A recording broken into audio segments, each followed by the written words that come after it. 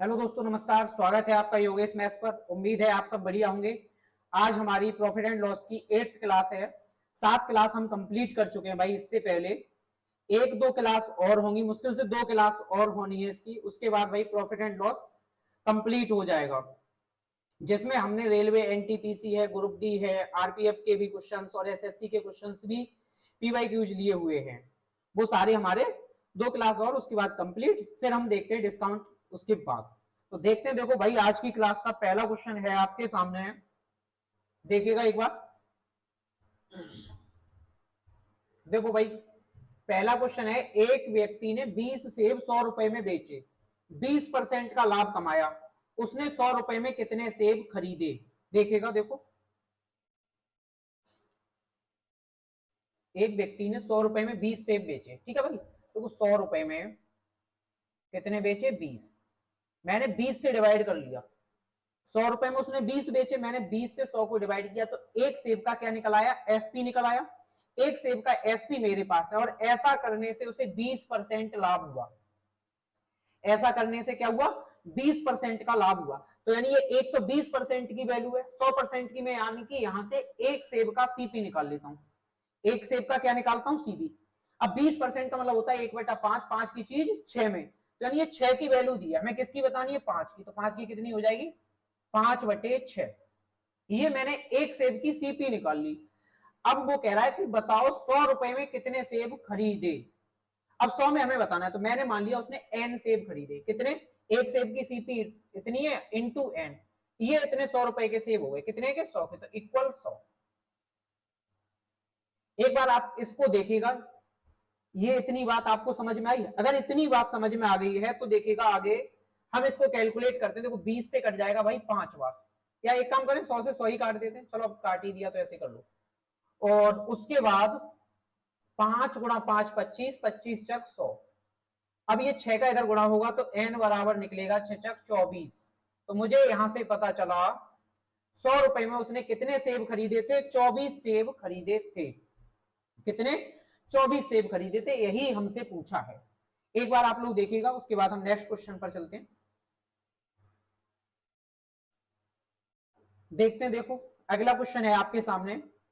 एक व्यक्ति ने 25 सेब 100 रुपए में बेचे और 20% का लाभ कमाया। उसने 120 रुपए में कितने सेब खरीदे? देखिएगा। देखो, 100 रुपए में भाई उसने 25 सेब बेचे, मैंने 25 से डिवाइड किया, तो एक सेब का एसपी निकाल लिया, और ऐसा करने से 20% का लाभ हुआ। 20% का मतलब 1/5। 5 की चीज 6 में बेची, तो ये 6 की वैल्यू दी है, मैंने 5 की निकाल ली। तो 6/5 ये मैंने निकाल लिया सीपी। एक सेब का सीपी निकल आया। अब ये कह रहा है उसने 120 रुपए में कितने सेब खरीदे। अब एक सेब का सीपी है, मैंने मान लिया उसने एन सेब खरीदे। कितने? एन। अब इनकी कीमत कितनी दी है उसने? 120 रुपए बराबर 120। इसको अब हम कैलकुलेट करते हैं। देखिएगा। देखो भाई, 25 से ये कट जाएगा 4 बार, ठीक भाई। और देखिएगा 4 से ये कट जाएगा, 4 गुणा 6 24, 24 पंजे 120। 5 का गुणा होगा तो n बराबर निकलेगा 25। तो मुझे यहां से पता चला 120 रुपए में उसने कितने सेब खरीदे थे? 25 सेब खरीदे थे। एक बार आप लोग देखिए। देखते हैं। देखो, नेक्स्ट क्वेश्चन है आपके सामने। 12 संतरे 60 रुपए में बेचने पर एक आदमी को 25% की हानि होती है। 25% लाभ अर्जित करने के लिए उसे 100 रुपए में संतरे की संख्या कितनी बेचनी चाहिए? देखो भाई, 12 संतरे 60 रुपए में बेचे हैं। 60 रुपए में कितने बेचे? 12। मैंने एक संतरे का एसपी निकाल लिया। ऐसा करने से 25% की हानि हो गई। 25% की हानि का मतलब 1/4, यानी कि 4 की चीज एक हानि पे बेच दी, तो कितने में बेच दी? 3 में। तो ये 3 की वैल्यू दी थी, मैंने 4 की निकाल ली। 4/3। अब मैंने यहां से निकाल लिया सीपी एक संतरे का। एक संतरे का सीपी आ गया। अब हमसे कह रहा है 25% लाभ अर्जित करने के लिए 100 रुपए में संतरों की संख्या कितनी बेचनी है। अब देखो, 25% लाभ हमें इस सीपी पे करना है। 25% लाभ का मतलब 1/4। 4 की चीज 5 में बेचनी है, तो यहां से मैंने एसपी निकाल लिया एक सेब का 5/4। अब मेरे पास एक सेब का एसपी है। अब एक सेब का एसपी, अब हमें बेचने कितने रुपए में, 100 रुपए में। मैंने मान लिया उसने एन सेब बेचे और एन से गुणा कर दिया तो कुल रुपए निकल आए, कुल रुपए हैं कितने, 100 इक्वल 100। अब इसको हम सिंप्लीफाई करते हैं, देखिएगा, देखो भाई 12 से कट जाएगा 5 बार, 5 गुणा 5 25, 25 से कट जाएगा 25 चक 100 पूरा 1 टाइम। अब 3 गुणा 4 12 का उधर गुणा हो जाएगा तो एन बराबर निकलेगा 12। तो मुझे यहां से पता चला 100 रुपए में उसने कितने संतरे बेचे थे, 12 संतरे 100 रुपए में उसने बेचे थे। देखिएगा,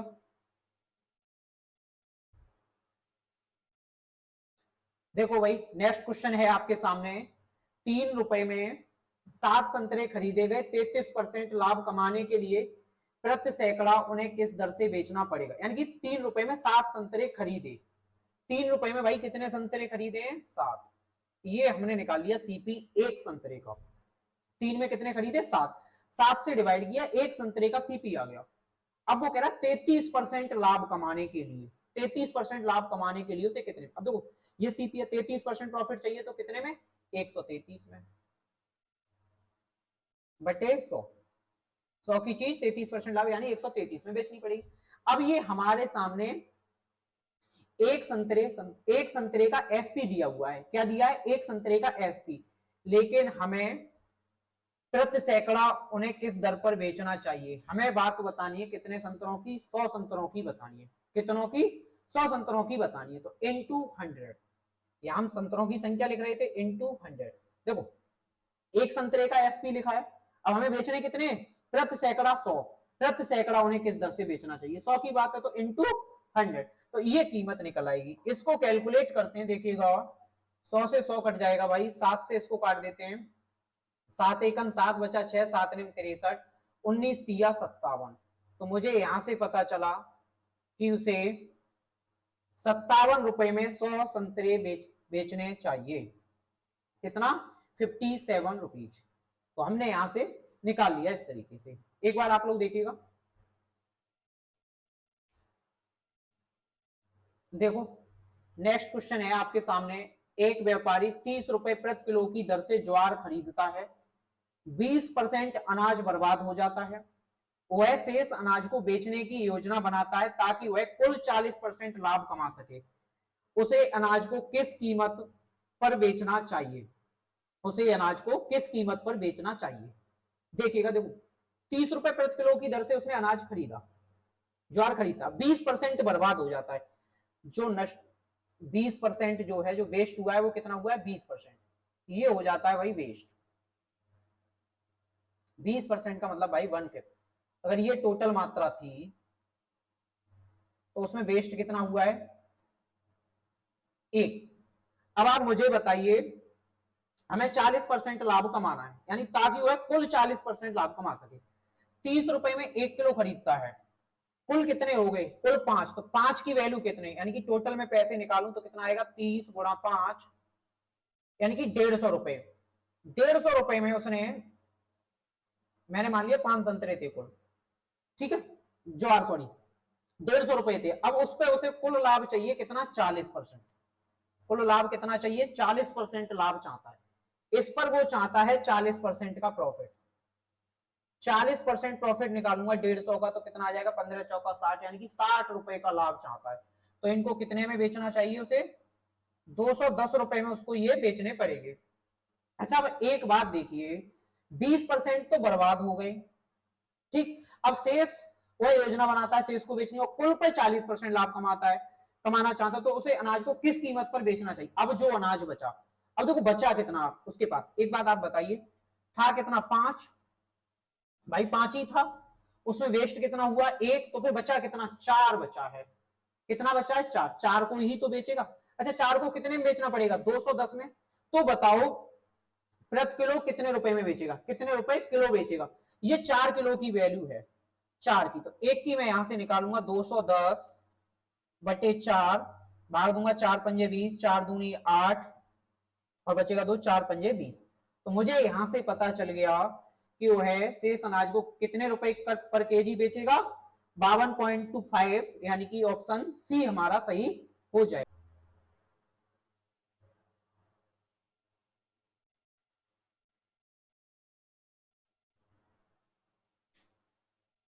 देखिएगा, एक तेल रिफाइनरी 3600 रुपए प्रति बैरल की दर से तेल खरीदती है, 10% व्यर्थ हो जाता है। यदि रिफाइनरी 5% लाभ अर्जित करना चाहती है तो इसे ऑयल किस मूल्य पर बेचना चाहिए जिसमें 8% कर भी शामिल हो? तो देखिएगा, देखो 3600 रुपए प्रति लीटर की दर से उसने प्रति बैरल की दर से तेल खरीदा, 10% व्यर्थ हो गया। अब इसमें 5% लाभ चाहती है। अब 5% लाभ का मतलब भाई देखो, पहले मैं यहां से निकाल देता हूं, ये एक बैरल का है, 5% लाभ चाहेगी तो कितने में बेचेगी? 105/100। मैं एसपी निकालता हूं, अभी नष्ट वाला भी रहने देते हैं, जो व्यर्थ हुआ उसको छोड़ते हैं, ठीक।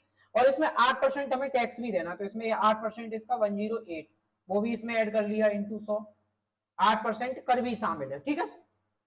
अब ये देखिएगा, ये 10% पे आते हैं, पहले यहां से समझिए। अब 10% नष्ट हो गया, 10 का मतलब 1/10, कुल मात्रा यदि टोटल 10 बैरल था तो उसमें नष्ट कितना हुआ है, व्यर्थ? उसमें व्यर्थ हुआ है 1। तो ये तो हमने निकाल लिया एक बैरल का। अब हमारे पास कितने बैरल था? 10, तो इंटू 10। अब ये 10 बैरल का हमारे पास क्या निकल आया? एसपी निकल आया, 10 बैरल का निकल आया। लेकिन अब हमारे पास कितना बैरल बचा हुआ है? 9 बैरल बचा हुआ है। तो अब हमें 9 बैरल में बांटना है कि कितने का पड़ेगा? एक बैरल। अब हम इसमें 9 से डिवाइड करते हैं तो हमें पता चल जाएगा कि एक बैरल कितने का है। डिवाइड करिएगा, देखो भाई, 2 जीरो से 2 जीरो कट जाएंगे और इस वाले से ये कट जाएगा, 9 दूनी 18, 9 चक 36, सॉरी, और 5 से काट लीजिए, 5 दूनी 10, 5 से ये 21 बार, 2 से इसको काट दीजिए 2 बार, यानी 21 दूनी 42 गुणा 108, 8 दूनी 16, लास्ट में आएगा भाई 6। अब ऑप्शन देखिए कौन सा है? डी, कौन? 45 36। तो हमें यहां से पता चल गया कि अब जो उसे एक बैरल बेचना है वो कितने में बेचेगा? 4536 रुपए में। तभी 5% का प्रॉफिट होगा, प्लस 8% टैक्स भी होगा, ठीक। तो एक बैरल कितने का बेचना होगा? 4536 रुपए का बेचना होगा। देखिएगा, देखो नेक्स्ट क्वेश्चन है आपके सामने।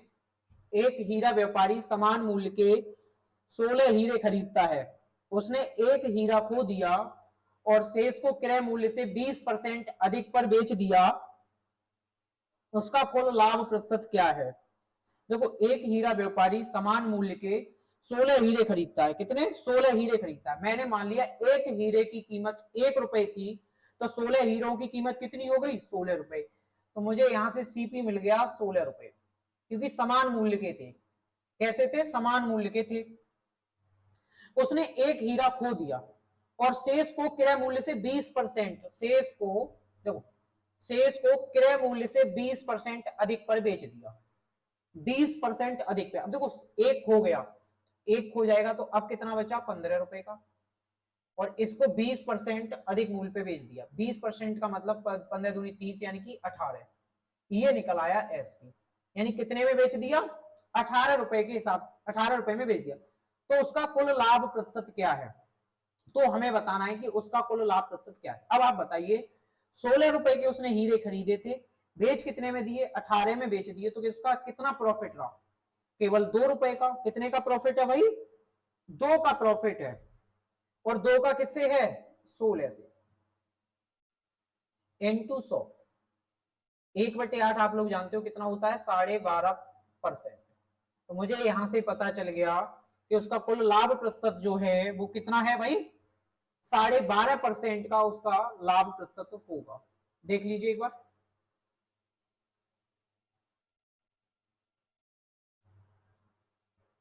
नेक्स्ट क्वेश्चन है आपके सामने।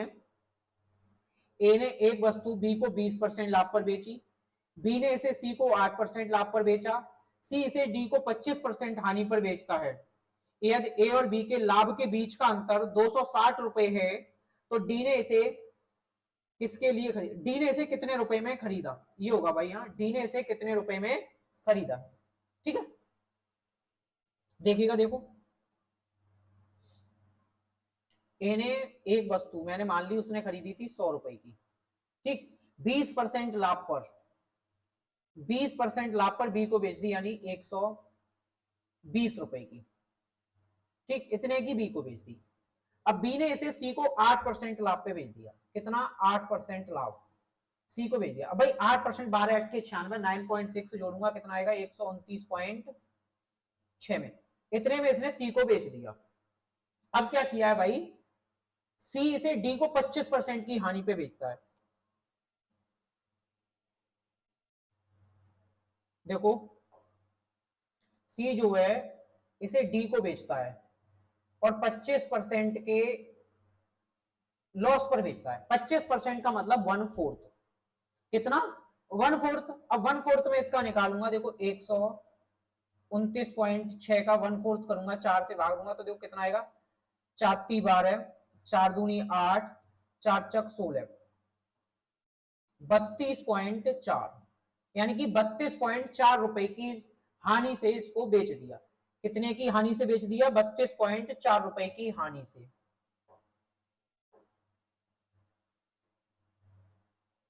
32.4 मैं इसमें से घटा दूंगा, देखो 29 घटा देता हूं सीधा सीधा, तो 100 रह जाएगा।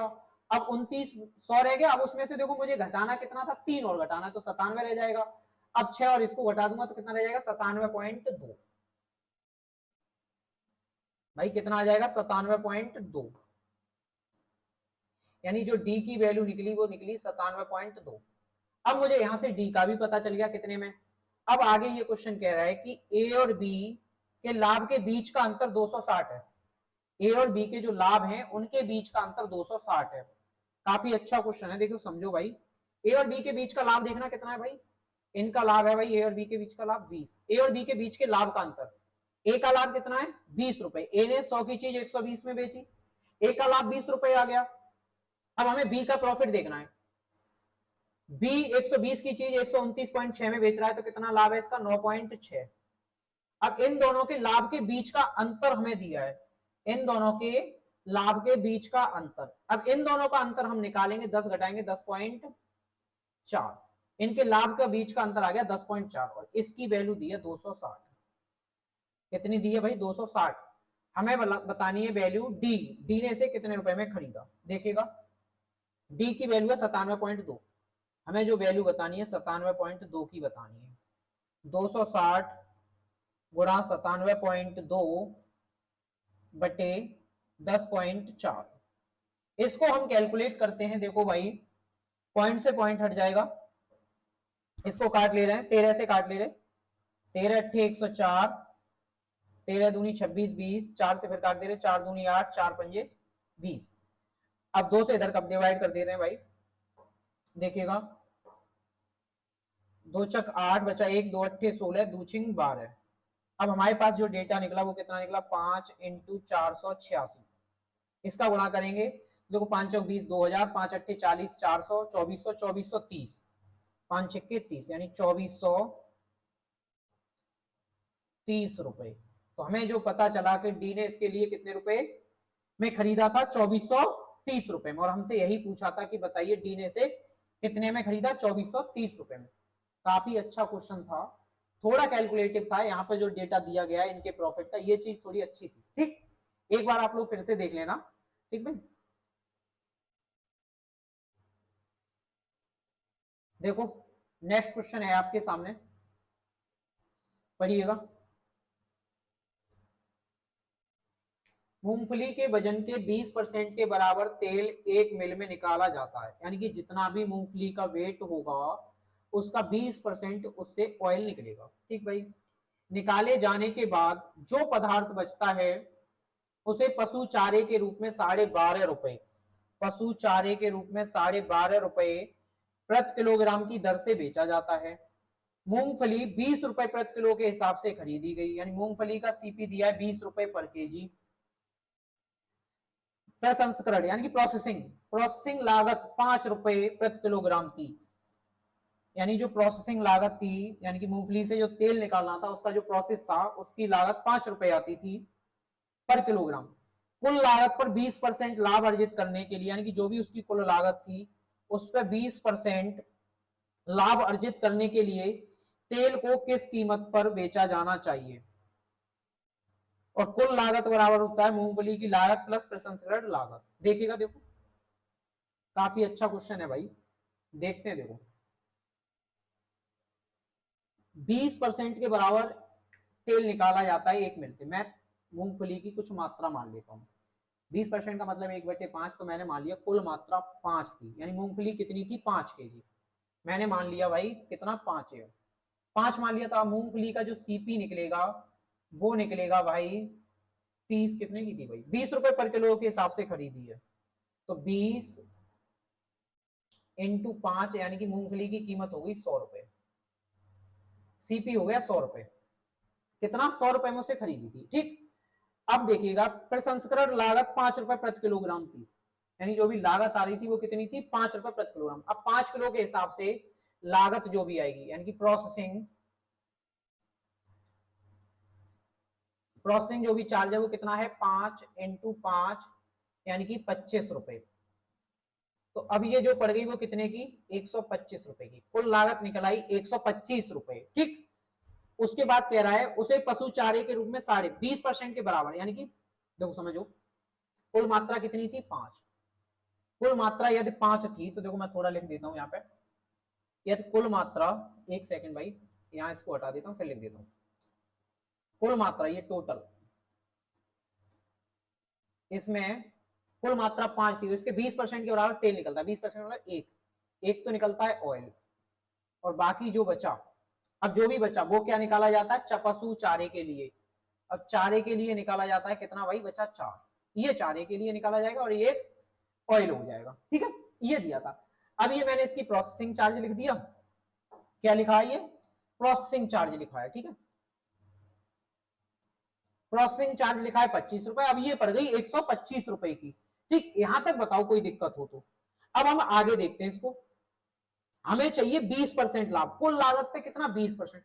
अब हम इसका चाहते हैं 20% प्रॉफिट, 20% में इसका निकालूंगा तो कितना आ जाएगा भाई, हमें 25 रुपए, 125 का 20% निकालूंगा 1/5 करूंगा तो कितना आएगा 25 रुपए का हमें लाभ चाहिए।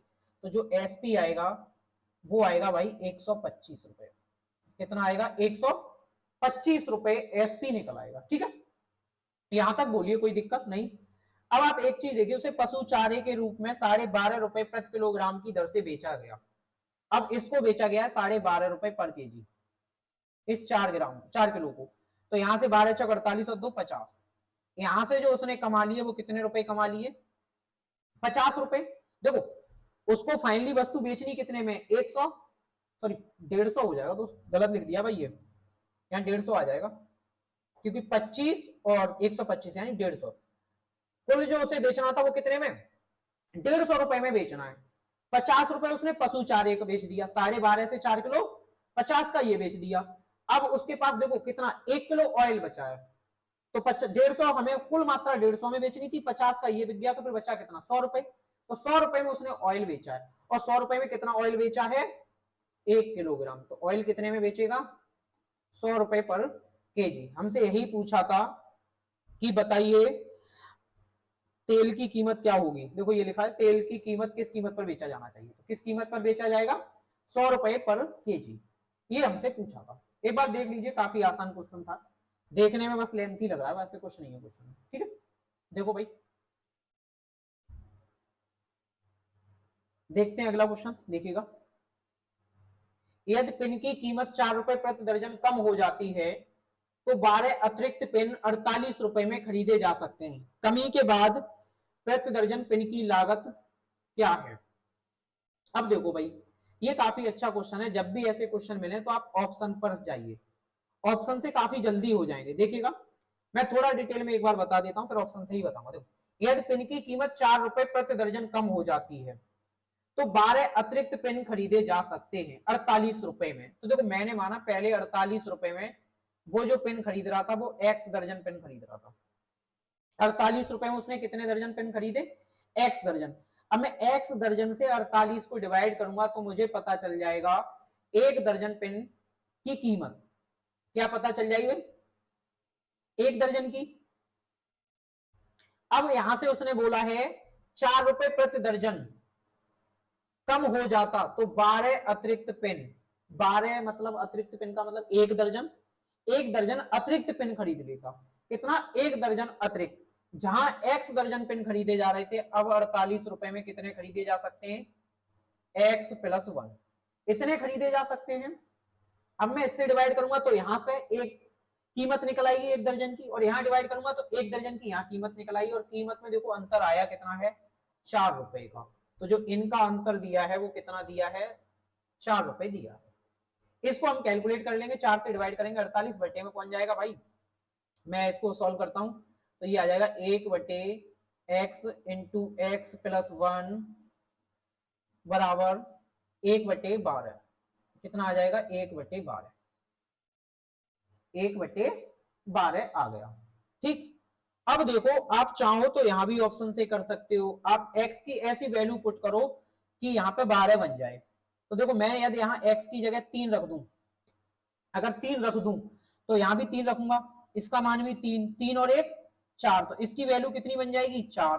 तो 3 गुणा 4 12। तो यहां से मुझे पता चल गया कि पहले जो खरीद रहा था वो 3 रुपए प्रति दर्जन, और आज जो खरीद रहा है वो कितना, 4 रुपए प्रति दर्जन। सॉरी दर्जन हमसे पूछा है, सॉरी मैं गलत बोल गया भाई, ये दर्जन में लिखा हुआ, पहले खरीद रहा था 3 दर्जन, आज खरीद रहा है कितना, 4 दर्जन, क्योंकि जो एक्स माना है वो हमने दर्जन माना है संख्या।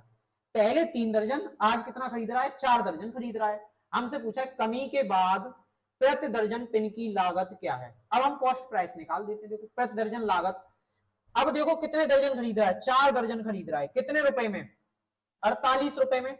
48 रुपए में उसने 4 दर्जन खरीदे हैं, तो 1 दर्जन का सीपी निकलेगा, 1 दर्जन का सीपी 12 रुपए प्रति दर्जन, यानी जो अब वो खरीद रहा है वो कितना, 12 रुपए प्रति दर्जन के हिसाब से खरीद रहा है। तो यानी हमारा आंसर हो जाएगा ऑप्शन बी। कौन सा, ऑप्शन बी हो जाएगा। चाहो तो देखो भाई ऐसे करना, यहाँ वैल्यू पुट कर लेना, वरना मैं आपसे कहूंगा कि आप डायरेक्ट ऐसे ही ऑप्शन से सोचिए। तो डायरेक्ट कैसे सोच सकते हैं भाई, अब देखो 4 रुपए प्रति दर्जन कम हुआ है, और हमसे पूछा है कमी के बाद, यानी कि अभी का प्रेजेंट का पूछा है। ठीक, तो जो 4 रुपए कम है, इससे पहले 4 रुपए ज्यादा रहा होगा। अब मैं, और देखो कुल रुपए खर्च कितने कर रहा है, 48। अब हम ऐसा ऑप्शन देखें जो 48 को डिवाइड कर दे। अब देखो 20, अब 20 जब है, जब 4 रुपए कम हो गया, तो इससे पहले कीमत 24 रही होगी, तो ये तो भाई डिवाइड करेगा ही नहीं, 20 और 24 48 आएगा नहीं। ठीक, क्यों 20 से नहीं होगा। अब देखो मैं 8 मान लूं तो इससे पहले 12 रही होगी, 12 से डिवाइड करूंगा तब भी आ जाएगा, और 8 से करूंगा तब भी आ जाएगा, यानी ये 8 हो सकता है।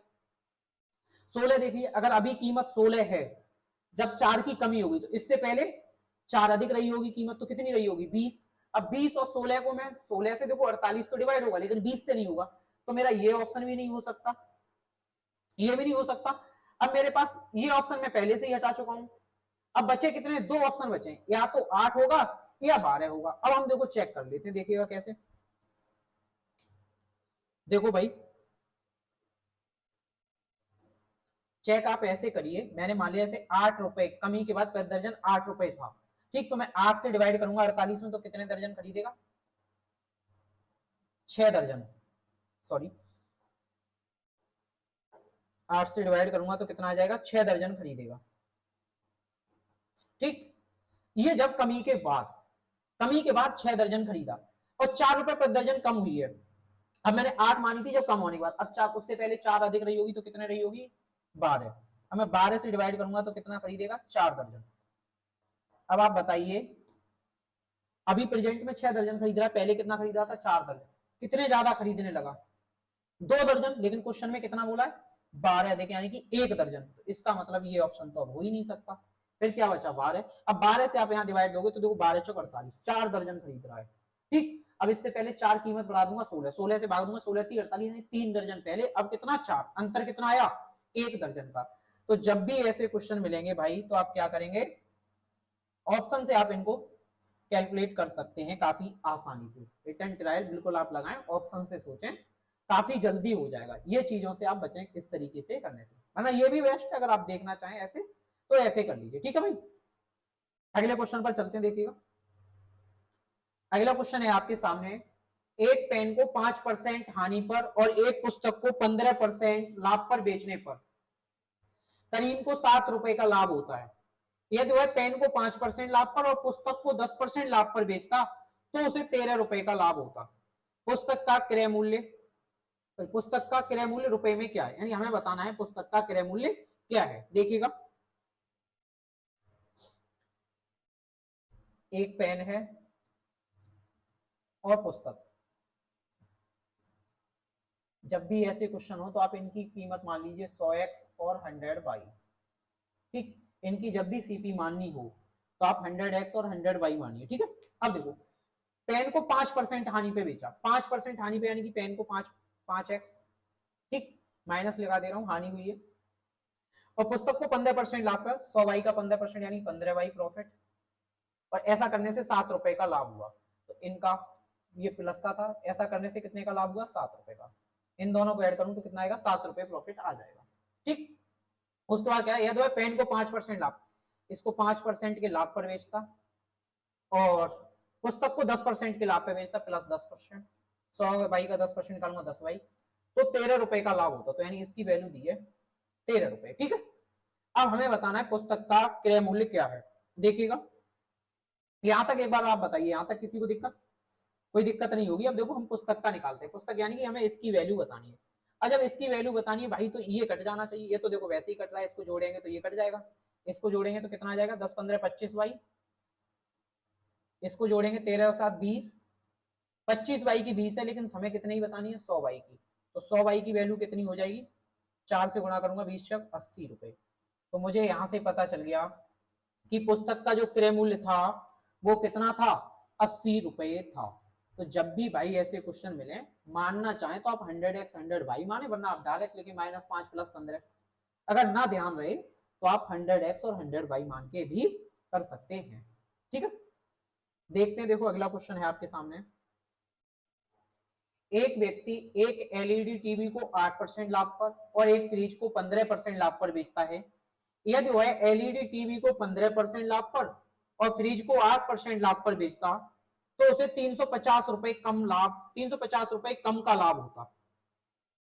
एलईडी टीवी और फ्रिज का क्रय मूल्य ज्ञात कीजिए यदि वह दोनों को 30,000 रुपए में, 30,000 रुपए में खरीदता है। हमें दोनों का क्रय मूल्य बताना है। देखिएगा एलईडी एक टीवी है और क्या है दूसरा भाई, एक फ्रिज है। ठीक है, अब हम यहाँ देख लेते हैं, एक को 100x मान ले रहे, एक को 100y मान ले रहे। ठीक है, अब 8% लाभ पे एलईडी टीवी को बेचा है तो 8% निकालूंगा, कितना आ जाएगा, 8x। ठीक, और 15% लाभ पे फ्रिज को बेचा है तो 15y प्लस, ये जो है एलईडी टीवी को 15% लाभ पे बेचता तो यानी कि 15x, और फ्रिज को 8% लाभ पे बेचता तो यानी कि 8y।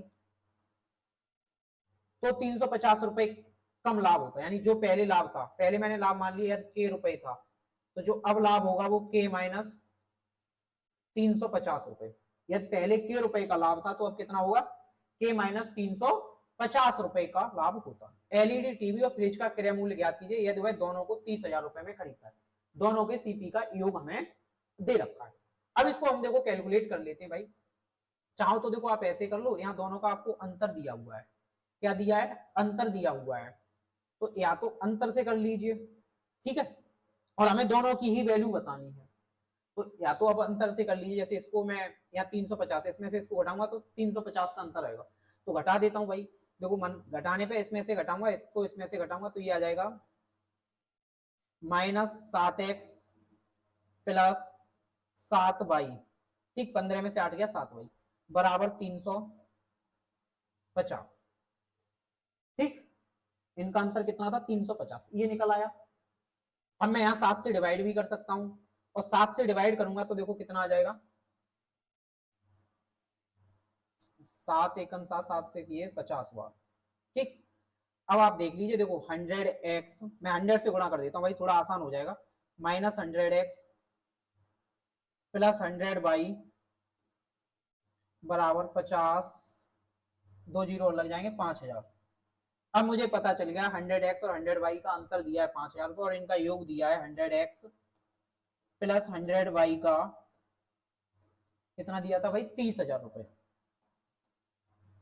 इतना दे रखा है। ठीक है, अब आप देख लीजिए ये क्वेश्चन वही बन गया, a प्लस बी दिया इतना, a माइनस बी दिया है इतना।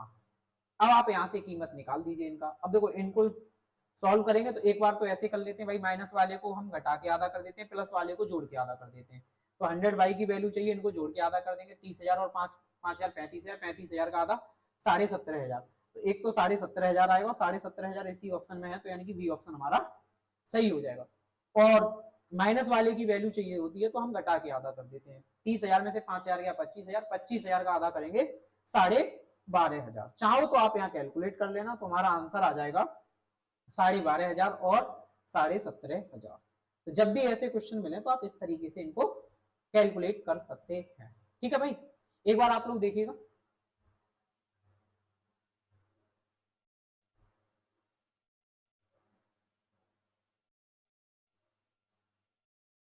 अगले क्वेश्चन पर चलते हैं। देखो भाई, आपके सामने है, एक व्यक्ति एक रेडियो और एक टीवी सेट को मिलाकर 30,400 रुपए में बेचता है, जिससे उसे रेडियो पर 25% और टीवी सेट पर 10% लाभ होता है।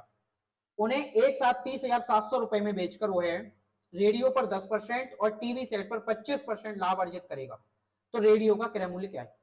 ये काफी अच्छा क्वेश्चन है भाई। इसमें हमें एसपी दे रखा है, पिछले वाले में हमें क्या दिया था भाई? प्रॉफिट दे रखा था। देखो, एक रेडियो है और क्या है, एक टीवी सेट है।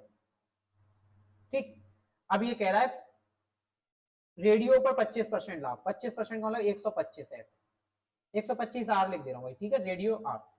और टीवी को 10% लाभ पे, यानी कि 110 टी।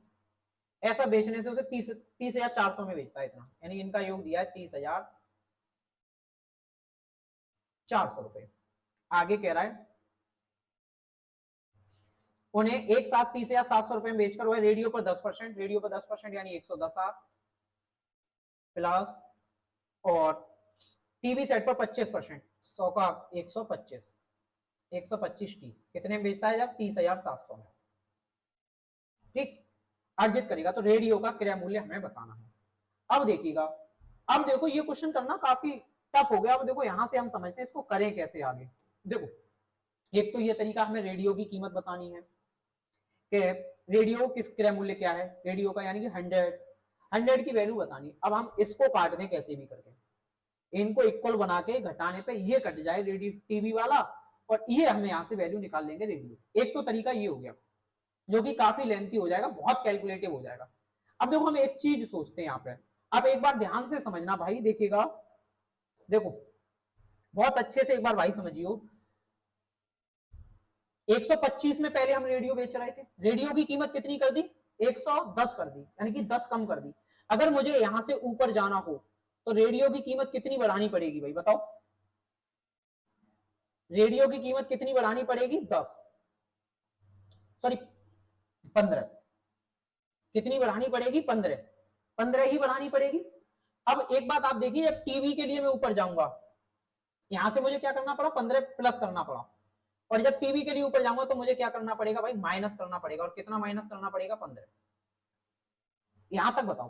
देखो, यहां से मैं जस्ट ऊपर जा रहा हूं, एक बार समझना, ये चीज थोड़ा टफ है, एक बार आप ध्यान से समझो। देखो, 110 से मुझे 125 जाना है तो 15 की जरूरत है, और 125 से 110 पे जाना है तो मुझे 15 कम करना पड़ेगा। और देखो यहाँ रुपए में कितना करना पड़ा है? 300 रुपए। तो मैं यहां से कह सकता हूं इसका 15 कम प्लस और इसका 15 माइनस, दोनों का अंतर 15 प्लस 15 माइनस, यानी 15 ऊपर जाना। जैसे एक ये लाइन है, यहां से 15 ऊपर जाना और यहां से 15 नीचे जाना, तो अंतर कितना आ गया? 30 का। बोलो भाई, अंतर कितने का आ गया? 30 का आ गया ना, बताओ? 30 का आ रहा है। अच्छा, ये चीज थोड़ा समझ लेना, लेकिन अभी और देखो, 15 ऊपर 15 नीचे जाने की वैल्यू है 300।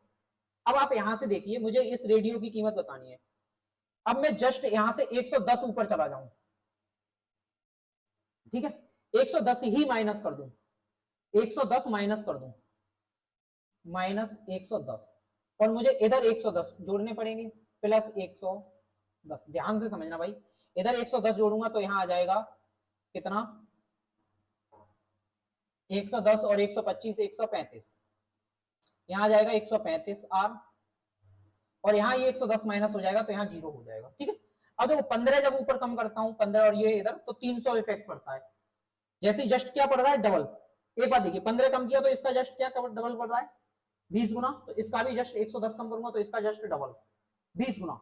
अब मैं इसका 120 गुना कम करूंगा तो 120, सॉरी 20 गुना कम करूंगा 110 का, तो कितना हो जाएगा? 11 दूनी 2200 रुपए। तो यानी कितना रुपए कम हो जाएगा? 2200 रुपए कम हो जाएगा। एक बार आप इस चीज को फिर से समझिए, काफी अच्छी है ये चीज, अगर आपको समझ में आ गई तो। एक बार देखो मैं पूरा कर देता हूं, उसके बाद समझाता हूं। देखो अब इसको हम कैलकुलेट करते हैं। 30,000 में से मैंने 2,000 घटाया, 28,000। 28,400 में से 200 घटाया तो कितना आएगा? 28,200 रुपए। 28,200 रुपए। और ये हो चुका है जीरो, तो यानी 135 आर की वैल्यू दी है 28,200 रुपए। मुझे बताना है 100 आर की वैल्यू। 100 आर की बताऊंगा 28,200 बटे 135 इंटू 100। ठीक है, ये मैं कैलकुलेट कर लेता हूं, देखिएगा। 5 से ही काट ले रहे हैं भाई, 5 दूनी 10, 5 सत्ते 35, 5 से इधर काट ले रहे, 5 से ये 20 बार कट जाएगा। और 9 से काट लें, 9 से तो ये कट ही नहीं रहा है। 5 दूनी 10, 5 सत्ते 35 भाई, सही जोड़ा है ना, प्लस 110। सॉरी सॉरी भाई, ये 235 हो जाएगा, ये गलत लिख दिया 235। देखो 110 और ये 125, 235 हो जाएगा भाई, गलत लिख दिया है। 235 आर हो जाएगा, तो यहाँ 235 आर कर लेना भाई।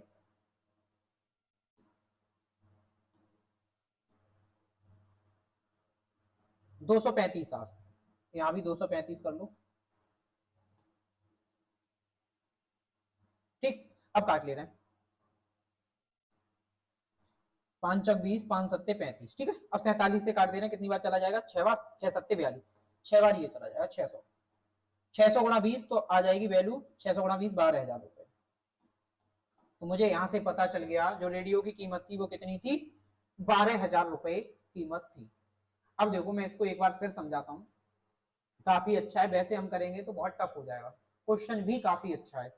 देखिएगा, देखो इसकी वैल्यू 125, इसकी 110 की वैल्यू दी थी 30,400, यहाँ 110 आर, यहाँ 125 की, इसकी वैल्यू दी थी 30,700।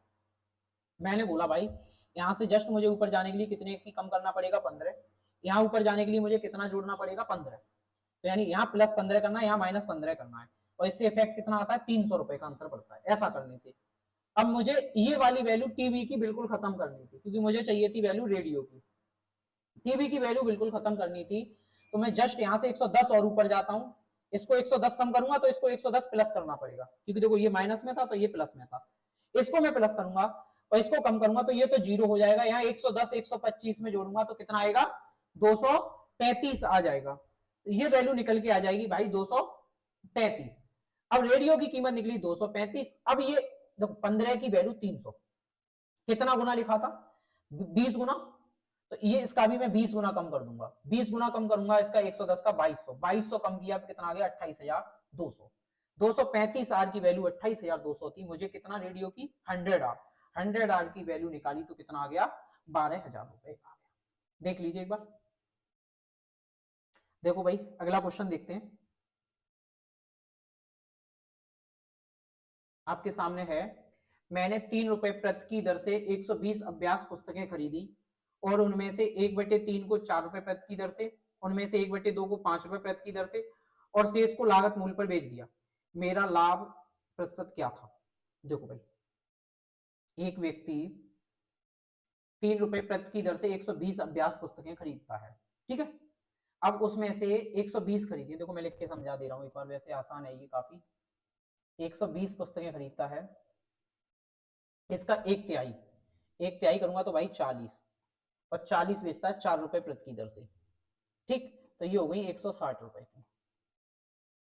और उसके बाद 1/2, 1/2 का मतलब 60, इनको बेचता है शायद 5 रुपए प्रति की दर से। 5 से गुणा करूंगा तो ये आ गया 300 रुपए। ठीक भाई, फिर कह रहा है शेष को लागत मूल्य पर बेच देता है। अब देखो 100 बची कितनी? 20। 20 को लागत मूल्य कितना था? 3 रुपए।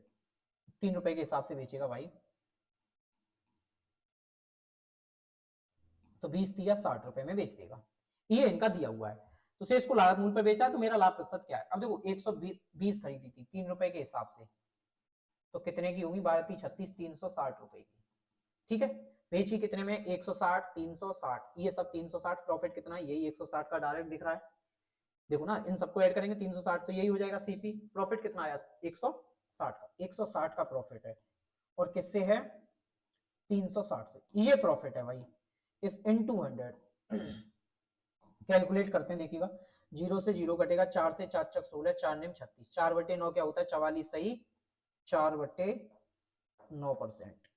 जो आंसर आएगा वो आ जाएगा 44 सही, 4/9% का प्रॉफिट हो जाएगा, यानी ऑप्शन बी।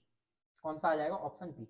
अब देखो थोड़ा आप ऐसे कर सकते थे इसको डायरेक्ट, 3 रुपए में चीज खरीदी थी, 4 में बेच दी, कितने का प्रॉफिट हुआ, 1 रुपए का, कितने रुपए 40 पे, तो 40 का लाभ ही हो गया। इसके बाद देखो ये 5 में बेचा 3 की चीज, तो कितने का प्रॉफिट हुआ, 2 का, कितनी आधी वस्तु, तो 60 दूनी 120, 120 का ये लाभ, 40 का वो लाभ, कितना आया 160 का, किस पे 360 पे। सीधा डायरेक्ट आप कैलकुलेट कर लेते, हमें इतना लिखना नहीं पड़ता। ठीक है, देखो अगला क्वेश्चन देखते हैं। ताजे अंगूर में 80% पानी है। देखो ताजे अंगूर हैं, फ्रेश फ्रूट, जिसमें 80% पानी, 80% मतलब 4/5 पल्प होगा, और क्या होगा, वाटर होगा। 80% पानी यानी कि 4 पानी है, तो 1 क्या है, पल्प। ठीक, आगे कह रहा है, और सूखे अंगूर में 25% पानी, 25% का मतलब 1/4, यदि कुल मात्रा 4 है तो उसमें पानी 3 है, और पल्प कितना आ जाएगा 1, 25% पानी, सब पानी आ जाएगा 1, पल्प आ जाएगा 3, क्योंकि पानी है 25%। एक अंगूर व्यापारी 30 रुपए प्रति किलोग्राम की दर से ताजा अंगूर खरीदता है, उन्हें सुखाता है और इसे 150 रुपए प्रति किलोग्राम बेचता है, तो उसका लाभ प्रतिशत क्या है। देखो हमें क्या चाहिए, ताजे अंगूर जो भी खरीदे थे उसमें देखें, और जो सूखे अंगूर थे, दोनों में हमें क्या भाई कांस्टेंट क्या चीज होती है वो हमें देखनी होती है। जब भी फ्रूट की बात होती है तो कांस्टेंट पल्प होता है, यानी कि गूदा। तो यानी कि पल्प यदि पहले जितना था बाद में भी उतना ही रहेगा, पल्प की मात्रा नहीं बदलेगी। अब आप देखिए पहले पल्प कितना था 1, अब कितना है 3, तो पल्प की मात्रा हमें क्या करनी पड़ेगी, सेम। सेम करेंगे भाई, यहाँ 3 से गुणा कर देंगे, यहाँ 3 से गुणा कर देंगे, तो आप देखिए पल्प की मात्रा निकली 3, पहले थी 3, आज हो गई, ये कितनी थी 12, तो पहले कुल मात्रा होगी 12 और 3 15, कुल मात्रा थी 15। देखो 12 यूनिट ये था, 3 यूनिट ये था, कुल मात्रा कितनी होगी 15, और 30 रुपए प्रति किलोग्राम की दर से खरीदा, तो इंटू 30, ये निकल आएगा सीपी, और सीपी निकलेगा 450 रुपए। एक बार ये बात बताइए, आपको दिक्कत किसी को नहीं। अब आप देखिए, अब मात्रा जो है पल्प उसकी वो कितनी है, इसकी मात्रा देखिएगा एक बार, 3 और 1 4, और किस रेट से बेचा है, 150 रुपए प्रति किलोग्राम की दर से। तो यहां से जो एसपी आया वो कितना निकला भाई, 600 रुपए, 600 रुपए, 450 की चीज कितने में बेच दी, 600 रुपए में बेच दी, तो बताओ प्रॉफिट कितना हुआ। अब आप यहां से मुझे बताइए प्रॉफिट कितना है। प्रॉफिट आप कहेंगे कि 150 रुपए का प्रॉफिट है, और किससे है भाई, 450 से, इंटू 100 कैलकुलेट करेंगे तो 33% या 33 सही, 1/3, 15 से 3 बार, और 1/3 आप जानते कितना होता है, 33 सही, 1/3% का हमें क्या मिल जाएगा, प्रॉफिट मिल जाएगा। तो एक बार आप इसको भाई देख लीजिए, बाकी आज फिर हम इतना ही रखेंगे, नेक्स्ट क्लास में आगे डिस्कस करते हैं भाई। धन्यवाद।